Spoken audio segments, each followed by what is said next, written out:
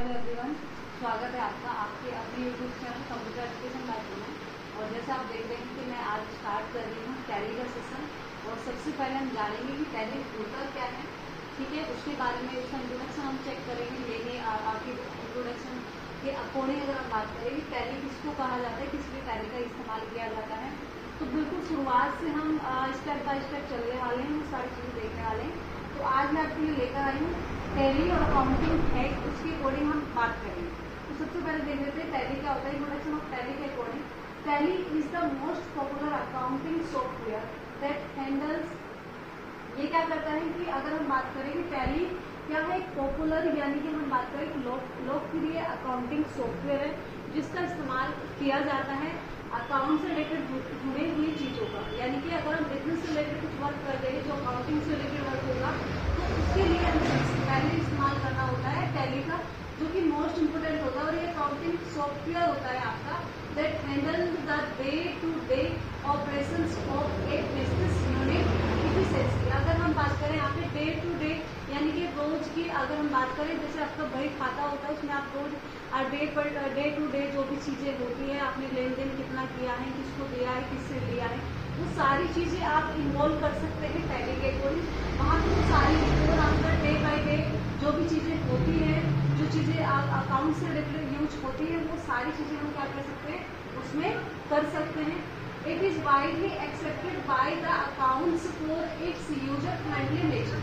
अगर हम बात करें कि इसका जो इस्तेमाल किया जाता है, इसको सबसे ज़्यादा क्यों लोग इस्तेमाल करते हैं, सबसे जरूरत हमें टैली की क्यों पड़ी, क्योंकि टैली से हमारा जितना भी वर्क होता है वो बिल्कुल फ्रेंडली हो जाता है, यानी कि आसान हो जाता है बिल्कुल। और आसानी से आप कोई भी व्यक्ति उससे वर्क कर सकता है और अपने सारा लेखा जोखा जितना भी होता है वो आप अपने टैली के अकॉर्डिंग अपने उसमें सॉफ्टवेयर में क्या कर सकते हैं, इसको इंक्लूड कर सकते हैं, सेव कर सकते हैं, सुरक्षित रख सकते हैं। इसके साथ साथ tally provides with many features. Tally हमें बहुत सारे फीचर्स भी अरेंज कराती है जिसके माध्यम से हम वो सारी चीज़ें यूज करते हैं that allow the user to maintain accounting with least effort. अगर हम बात करें कि यहाँ पे हमें वो मेंटेन करा के देता है कि हम लेजर्स हमारे कहाँ पे होंगे, वाउचर एंट्रीज कहाँ पर होंगी, वो सारी चीज़ें हमें इन्वॉल्व कराता है और सारी चीज़ें हमें उसके अंदर हमें प्राप्त होती है। तो ये आपका किसके अकॉर्डिंग आता है, इंट्रोडक्शन ऑफ टैली के अकॉर्डिंग आता है। चलिए अब हम देखते हैं अकाउंटिंग मैनुअल क्या होता है। अकाउंटिंग मैनुअल में हम बात करेंगे यहाँ पे अकाउंट्स के बारे में। अकाउंट्स क्या होता है कि the analysis of profit, income and expenses losses which is related to any business is called account. यानी कि अगर हम बात करें कि अकाउंट्स किसको कहा जाता है, कि जो विश्लेषण करता है आपके आय का, यहाँ हम बात करें कि आपके प्रॉफिट आपके लाभ का और इनकम आपकी आय का। इसके साथ साथ अगर हम बात करें एक्सपेंसेस आपके खर्चे, जो कि आपके खर्चे होंगे, इनसे रिलेटेड लॉस जो आपकी हानि होगी। तो इनसे संबंधित जो भी आपका लेन देन होता है, जो व्यवसाय होता है, वही क्या कहलाता है, आपका अकाउंट कहलाता है। इससे रिलेटेड जो व्यवसाय यानी कि एनी बिजनेस कॉल्ड अकाउंट, उसे हम अकाउंट कहते हैं। इसे रिप्रेजेंट कर सकते हैं हम साइन विद अकाउंट। इससे हम इसको रिप्रेजेंट कर सकते हैं, यानी कि जब हम देखेंगे तो अकाउंट्स हम शॉर्ट में लिख सकते हैं A/C करके। अब बात करते हैं टाइप्स ऑफ अकाउंट्स की। अकाउंट्स कितने प्रकार के होते हैं आपके, तो अकाउंट्स आपके there are 3 types of account. 3 प्रकार के आपके अकाउंट होते हैं जो सबसे ज्यादा आपको जानने की जरूरत है। सबसे पहले अकाउंट की बात करें जो कि आपका पर्सनल अकाउंट होता है, जिसे हिंदी में हम व्यक्तिगत खाते कह सकते हैं। इसके साथ साथ रियल अकाउंट आता है। रियल अकाउंट यानी कि वास्तविक खातों की हम बात करते हैं, जो वास्तविक खाते होते हैं। नेक्स्ट आपके पास आते हैं यानी कि नॉमिनल अकाउंट। नॉमिनल अकाउंट अवास्तविक खाते कह सकते हैं, आहरण खाते कह सकते हैं, लाभ हानि खाते कह सकते हैं। अब मैं पर्सनल अकाउंट की बात करूं तो पर्सनल अकाउंट के अकॉर्डिंग हम चीजों को डिटेल में पढ़ेंगे, वो इसके नेक्स्ट उसमें हम पढ़ेंगे, डिटेल्स में लेकर आऊंगी मैं। जो आपका पर्सनल लेन देन से संबंधित होता है, जो पर्सनल फंड्स होते हैं आपके, यानी कि आपका जैसे बैंक्स में अपने अकाउंट खुलवाया है, बैंक से रिलेटेड हो गया, राम्स अकाउंट हो गया, बैंक्स अकाउंट हो गया, वो सब आपके पर्सनल अकाउंट के अकॉर्डिंग आते हैं। रियल अकाउंट होते हैं वास्तविक खाते, यानी कि आपसे वस्तु से रिलेटेड संबंधित होते हैं, जो कि वस्तु के लेन देन से संबंधित होते हैं। यानी कि मैंने कोई सामान खरीदा है या कोई बेचा है, उससे संबंधित हम बात करें तो वो रियल अकाउंट में आता है।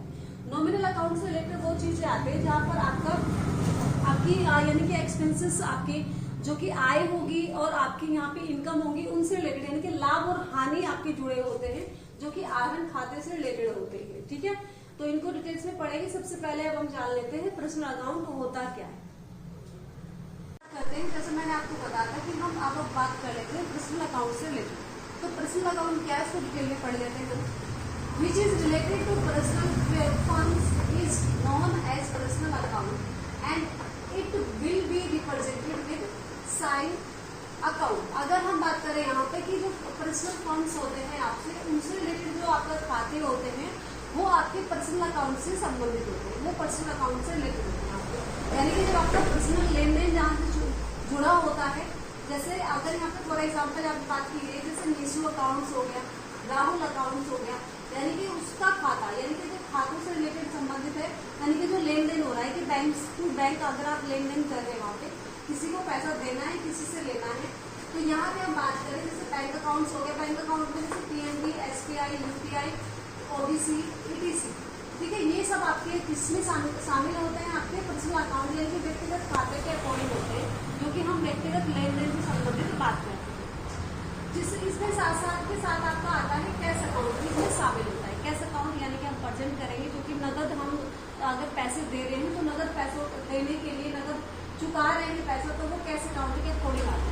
अब इसमें रूल क्या होंगे, तो रूल भी हमें पता होना चाहिए। रूल क्या है, सबसे पहले एक होता है रिसीवर, एक होता है गिवर। रिसीवर यानी कि डेबिटर, यहाँ पे डेबिटर की बात की गई जो प्राप्त करता है, उसके बारे में बात की गई, यानी कि जो पैसे प्राप्त करेगा वो क्या हो जाएगा, यहाँ पे डेबिटर हो जाएगा। और गिवर का मतलब क्रेडिट, यानी कि अगर हम बात करें तो देने वाला होगा, तो यहाँ पे इसे हम प्लस की बात कर लेते हैं और ये यहाँ पे माइनस के अकॉर्डिंग बात कर लेते हैं। तो ये दोनों इस प्रकार से यहाँ पे रूल होते हैं। अब हम बात करेंगे यहाँ पर कि किस प्रकार से क्वेश्चन आपको देखने को मिल जाएंगे। तो वो क्वेश्चन जब मैं आपको बताऊंगी आपको, तो आपको समझ आएगा कि किस प्रकार से लेन देन होता है। तो आई होप आपको समझ आया होगा ये सारी चीजें। अब आगे देखते हैं क्वेश्चन। चलिए जानते हैं अब एंट्री के बारे में कि एंट्री किस प्रकार से आपको देखने को मिल जाएगी। जैसे मैं पहले क्वेश्चन की बात करती हूँ यहाँ पे नॉर्मली कि open a new account in SBI bank with ₹1000, यानी कि यहाँ पे बताया गया है कि एक खाता खोला गया है किसी बैंक में। इस बैंक में मान लीजिए एसबीआई बैंक में खाता खोला गया है, किसी व्यक्ति ने खुलवाया है, तो वो 1000 रुपये से स्टार्ट किया है। तो एंट्री आपकी डेबिट कौन होगा और क्रेडिट कौन होगा, इसके लिए आपको चीजें आपको समझनी है। तो यहाँ पे डेबिट और क्रेडिट में दोनों चीजों को रखना है यहाँ पे। तो सबसे पहले हम बात करें कि मैंने कहा कि open a new account in SBI bank. SBI bank में खाता खुलवाया है, तो इसका मतलब पैसा किसके पास जाएगा, एसबीआई के पास जाएगा। तो एसबीआई क्या होना चाहिए, डेबिटर हो जाना चाहिए। अब जब जमा किया है, क्या जमा किया है भाई, कैश जमा किया है ना हमने, तो कैश जमा किया है तो कैश क्या हो जाएगा, क्रेडिट, क्योंकि कैश दिया गया है, जमा किया गया है यहाँ पे। तो इसलिए यहाँ पे डेबिटर एसबीआई बैंक हो जाएगा और क्रेडिटर यहाँ पे हमने क्या रख दिया, कैश अकाउंट। मैंने पिछले भी आपको बताया था फॉर एग्जाम्पल में कि यहाँ पर हम बात करें कि कैश जो नगद लेन देन हो रहा है, तो नगद पैसों से हमने क्या किया है, खाता खुलवाया है, तो एसबीआई बैंक में खुलवाया है। तो यहाँ से एसबीआई बैंक जो कि प्राप्त किए हैं पैसे किसने, बैंक ने, तो डेबिट हो जाएगा। और जिसने दिए हैं यानी कि कैश के माध्यम से हुआ है, तो जो देने वाला है उसका नाम हमने यहाँ पे ले लिया, यानी कि यहाँ पे क्या हो जाएगा, कैश जमा किया हुआ है, कैश जमा हुआ है, तो क्रेडिट आपका ये हो जाएगा। बाकी बात करते हैं नेक्स्ट क्वेश्चन के अकॉर्डिंग यहाँ पे कि प्रीति पे टू अंजू ₹5000, यानी कि यहाँ पे बताया गया है कि प्रीति पे कर रही है, प्रीति दे रही है पैसे, किसको दे रही है भाई, अंजू को दे रही है। कितने दे रहे हैं, 5000 रुपए दे रही है। तो डेबिट और क्रेडिट यहाँ पे आपको ध्यान रखना है कि प्रीति देने वाली है, प्रीति दे रही है, तो प्रीति क्या हो जाएगी, देने वाला कौन होता है, देने वाला मैंने आपको बताया था कि जो ये हो जाएगा क्रेडिट हो जाएगा, और प्राप्त करने वाला क्या हो जाएगा, डेबिटर हो जाएगा। तो प्राप्त कौन कर रहा है, अंजू प्राप्त कर रही है, और दे कौन रहा है, प्रीति दे रही है। तो यहाँ पे इस तरह से क्वेश्चन आपके सामने देखने को मिल जाएगा। नेक्स्ट अगर हम बात करें कि Dilip received a cheque of PNB bank 9000 rupees from Amit, यहाँ से अमित से प्राप्त हो रहे हैं। तो ध्यान रखना कि रिसीव कौन कर रहा है भाई, रिसीव कर रहा है दिलीप। तो दिलीप रिसीव कर रहा है, तो डेबिटर रिसीव कौन हो जाएगा, डेबिटर आपका दिलीप हो जाएगा। और दे कौन रहा है भाई, अमित दे रहा है, लेकिन अमित किसके माध्यम से दे रहा है, चेक दे रहा है। और चेक किस बैंक का है, पीएनबी बैंक का है। तो ये क्या हो जाएगा, यहाँ पे बैंक दे रहा है ना पैसे, तो बैंक क्या हो जाएगा, क्रेडिट हो जाएगा यहाँ पे। तो हमें यहाँ पे नाम ना देकर क्या होगा, यहाँ पे ध्यान रखना कि पीएनबी बैंक से पैसे जा रहे हैं, चेक जा रहा है, पीएनबी बैंक का है, तो यहाँ पे पीएनबी बैंक आपका क्रेडिट हो जाएगा। इस प्रकार से आपको देखने को मिलेगा। नेक्स्ट एक और क्वेश्चन में अगर आपको बताऊं यहाँ पे, तो मैं आपको बता दूं यहाँ पे एक और क्वेश्चन एक क्वेश्चन है हमारे पास कि हम बात करें यहाँ पे क्वेश्चन नंबर 5 हो जाएगा, आई थिंक 5 है। हमने कहा Shivani receive 5,000 rupees from Nishu, ठीक है। तो क्या किया है यहाँ पे, रिसीव किए गए हैं, रिसीव्ड कर दी है। कौन कर रहा है, रिसीव कर रहा है शिवानी, रिसीव कर रही है। किससे कर रही है, निशु से रिसीव कर रही है, वो भी 5,000 रुपए कर रही है। तो यहाँ पे मुझे बात आपको ध्यान रखना है कि निशु क्या हो गई, यहाँ पे शिवानी रिसीव कर रही है, तो शिवानी क्या है, डेबिट, और ये क्या हो जाएगी, क्रेडिट, किसके अकॉर्डिंग हुआ है। तो डेबिट और क्रेडिट अगर मैं रखूंगी यहाँ पे, डेबिटर कौन हो जाएगा, शिवानी हो जाएगा। तो शिवानी यहाँ पे क्या हो जाएगा, शिवानी अकाउंट्स आपका कितने 5,000 रुपए हम रख देंगे यहाँ पे। और क्रेडिट कौन है, देने वाला कौन है भाई, निशु दे रही है, तो निशु हो जाएगा यहाँ पे। तो निशु अकाउंट्स 5,000। एक और क्वेश्चन की अगर हम बात करें कि यहाँ पे अगर हम बात करें कि question number 6, cash deposit into UTI bank, ठीक है। Cash deposit into UTI bank from from, ठीक है। फ्रॉम की बात करते हैं हम, फ्रॉम राहुल, ठीक है। फ्रॉम कैश, हाँ फ्रॉम राहुल, राहुल की हम बात करते हैं यहाँ पे, राहुल। तो यहाँ पे बात की गई है कि कैश डिपॉजिट किया जा रहा है into UTI bank, UTI bank में जमा किया जा रहा है। अगर यूटीआई बैंक में जमा किया जा रहा है, कैश डिपॉजिट हो रहा है, तो यूटीआई बैंक में हो रहा है, तो यूटीआई बैंक क्या हो जाएगा, डेबिटर हो जाएगा, इसमें गया है, ठीक है। और जमा क्या हो रहा है, कैश, तो कैश क्या हो जाएगा भाई यहाँ पे, ठीक है। तो ये हमें ध्यान रखना है यहाँ पे, इनटू, अभी यहाँ पे हम क्या रख देंगे, डेबिटर क्या हो जाएगा भाई, यूटीआई बैंक,